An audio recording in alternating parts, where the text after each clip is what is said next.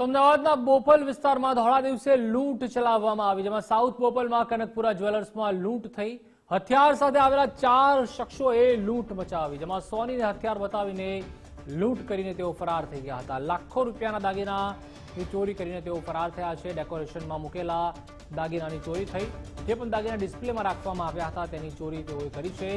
દાગીના સાચા હતા કે ખોટા તેની તપાસ કરાશે। પોલીસ અને એફએસએલની ટીમ દ્વારા કરવામાં આવશે ચેકિંગ।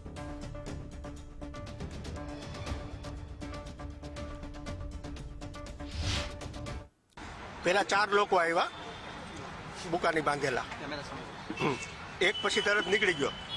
3 જણાએ તરત 3 માંથી 2 પિસ્તોલ લઈ લીધી અને પિસ્તોલ અમારી સામે રાખીને અંદર આવી ગયા।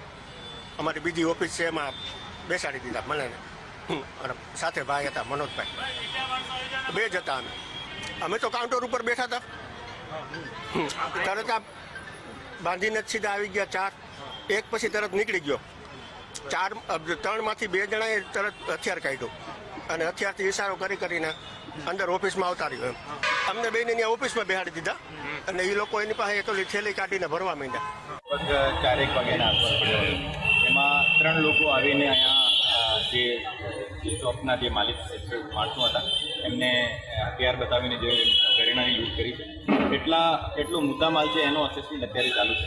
એફએસએલની ટીમ અહીંયા છે અને અમારી તમામ જુદી જુદી ટીમો અને સીસીટીવી જોવા માટે તમામ જગ્યા અત્યારે તમામ જગ્યા જે ચાલુ છે અમારી હવે તરત ડિટેક્ટ થઈ જશે એના માટે પૂરતા પ્રયત્ન કરી અને બાકી અમારી ટીમો જે છે ટેકનિકલી એનાલિસિસ કરવામાં ચાલુ છે અને એફએસએલની ટીમ અત્યારે અહીંયા હાજર છે અને જે પણ આગળની કાર્યવાહી ઇન્વેસ્ટિગેશન પ્રાઇમા પેટી એવું લાગે છે કે એક પહેલી રેકી કરીને આવ્યા હોય અને અહીંયાથી ચાલીને ગયા હોય, એને પાસે વ્હીકલ છે કે કેમ જો એનો અત્યારે શોધખોળ ચાલુ છે અને બાકી જે આગળની તપાસમાં જે આવશે અમદાવાદ સાઉથ બોપલની અંદર આવેલ મેરીગોલ્ડના જે એક જ્વેલર્સ છે, જ્વેલર્સની અંદર લૂંટની જે ઘટના છે સામે આવી છે।